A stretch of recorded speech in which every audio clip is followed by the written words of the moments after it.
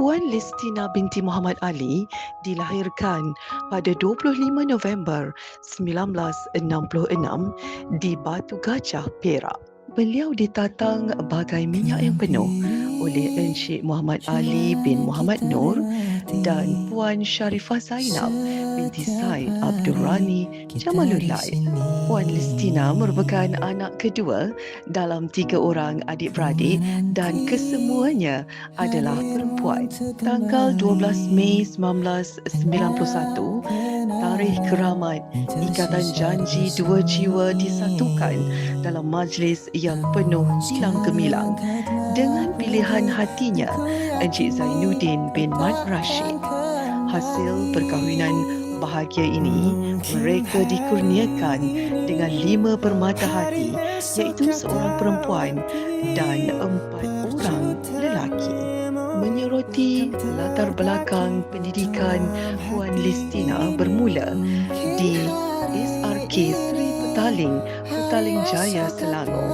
Kemudian, beliau melanjutkan pelajaran di SMK Asunta Petaling Jaya, Selangor. Tuah ayam nampak di kaki, tuah manusia siapakan tahu. Setelah mendapat keputusan yang cemerlang, beliau berjaya melanjutkan pengajian di Maktab Perguruan Ipoh, Perak. Beliau juga memiliki diploma pengajian perniagaan dari UiTM. Ijazah Sarjana Muda Pendidikan Pengajaran Bahasa Inggeris sebagai bahasa kedua dengan kepujian pula diperoleh daripada OUM. Perkhidmatan Puan Listina bermula pada 1 Disember 1989 di SRK Kampung Tunku, Petaling Jaya, Selangor sehingga 30 November 1991. Khidmatnya diperlukan pula di SRK Marian Convent, Ipoh bermula pada 1 Disember 1991 sehingga 31 Ogos 1993. Pada 1 September 1993 sehingga 31 Disember 2000, beliau telah menabur bakti di SK Perempuan Treasure Methodist, Taiping. Dan selepas itu, dari 1 Januari 2001 sehingga ke detik 2 Oktober 2025, beliau berkhidmat di Sekolah Kebangsaan Seri Ampang, Ipoh.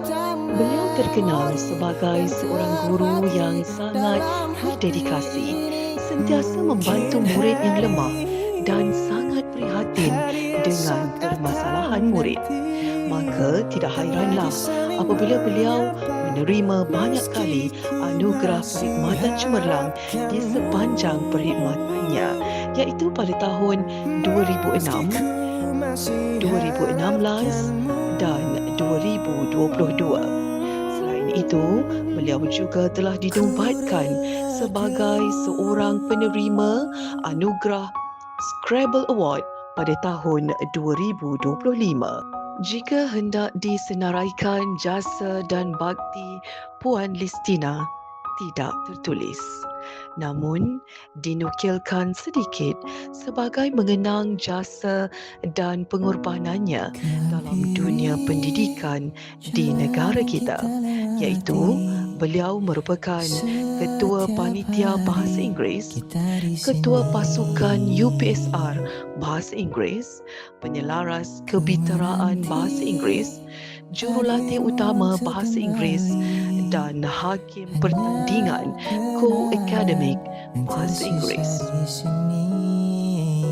Akar keladi melilit selasih, selasih tumbuh di dalam kamar. Junjungan budi, kenangan kasih, mesra kenangan sepanjang zaman. Lis manis nama tersayang, orangnya molek, senyuman menawan. Jasa baktimu sentiasa dikenang, budi baikmu kekal diingatan. Lipat sirih di tapak tangan, letak kapur dalam dupa. Budi yang baik jadi kenangan. Budi Puan kami tak lupa. Ku menanti hadirmu untuk kembali. Hanya kenangan yang tersisa di sini. Namun sekarang